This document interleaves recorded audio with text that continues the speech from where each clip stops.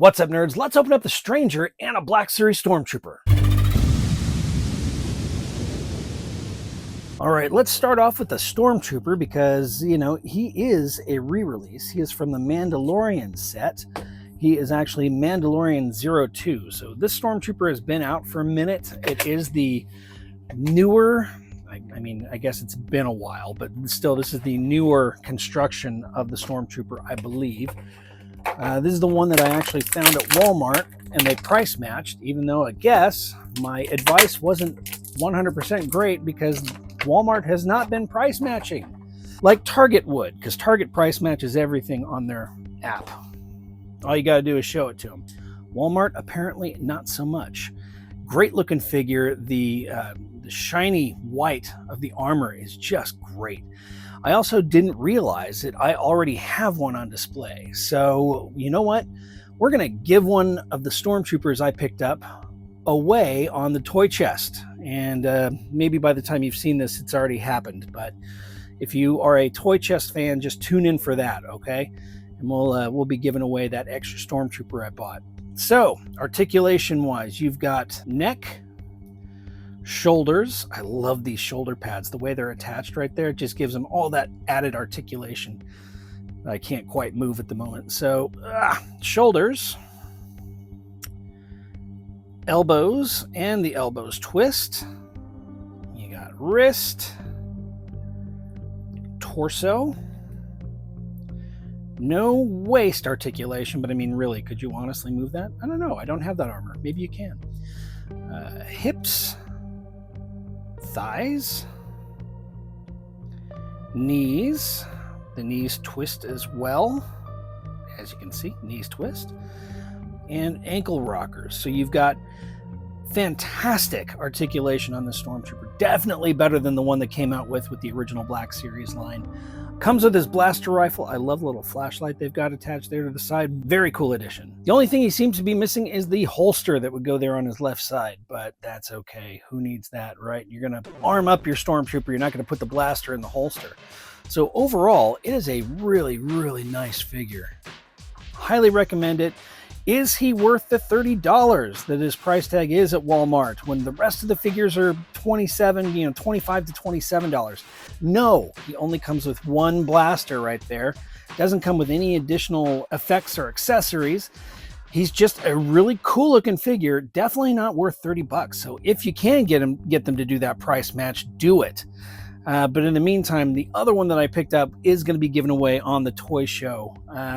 I don't know, maybe the week of Thanksgiving, we're going to give that away. So stay tuned. He also works great on a Tosche Station Emporium 6-inch stand, just like that. So, all right, that's it. Now on to the main show. It is the Stranger, Qimir from the Acolyte. Ring light kind of gets in the way there, but looks pretty good as far as the face sculpt goes. Let's take him out of this package and see how he looks in hand. Been waiting for this figure. Again, I've said it before and I'll say it again. I'm not here to review the Acolyte. I'm just here to talk about the action figures. And if I were going to review the Acolyte, Qimir, aka the Stranger, was the absolute highlight of that. I want more of him. His mannerisms, his acting choices, the style of the figure, all of it. Some of the coolest kills of Jedi in the entire saga happened at this guy's hands. Just so happens it took place in the Acolyte. Okay. Automatically show that the blades are removable from the hilts, which is cool. He has the most unique lightsaber also. There we go. Didn't have to struggle with that too much. Alrighty. So, Qimir looks good. Looks really good, actually. In the package, doesn't quite do him justice. In hand, though, that's a good-looking figure. Right on. So his outer cape right here, as you can see, is the plastic, hard plastic. I say hard plastic, but it's pretty pliable. Let's see. The under cape here is all cloth. And he does have his exposed arms, so all right, so far so good. Let's check his articulation. Let's remove the I don't know, can we remove the cloak without taking his head off? Doesn't quite look like it. So I think you got to take his head off to get, there we go, get the cloak off. And we can take a look. Let's go ahead and take this off as well. Put that back on. Okay. So now you can see his body in full. He does have, because the plastic cloak, they had to make his neck a little bit longer, so he does have a bit of a long neck, but it doesn't look too bad. It's not too distracting. I do love all the paint apps on his shoulders too. He's got that dirty look on his arms. Cool. Articulation-wise, of course, you've got the neck in two places. Shoulders. Elbows. The elbows also twist. And wrists. That's not him clicking, that's my wrists clicking because, you know, old guy. Got waist.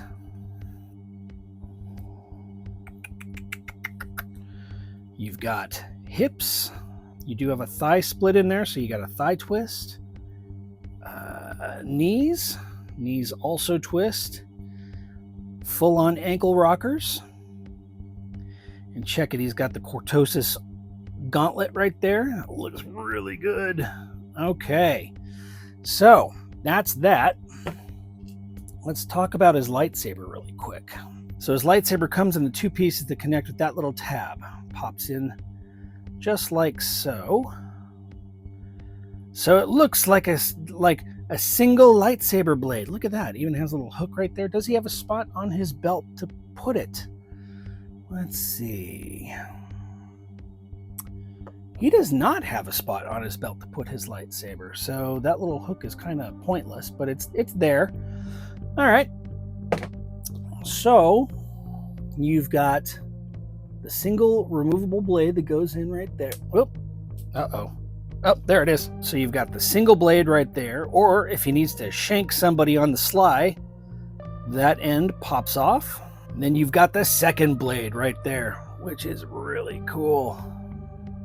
Not much by way of paint apps on the blade, it's on the hilt itself, and I've seen the Disneyland version of it in photos, and it does have paint apps on it, so it's not a very well decorated hilt, but you know, as far as a unique lightsaber blade goes, it's really neat.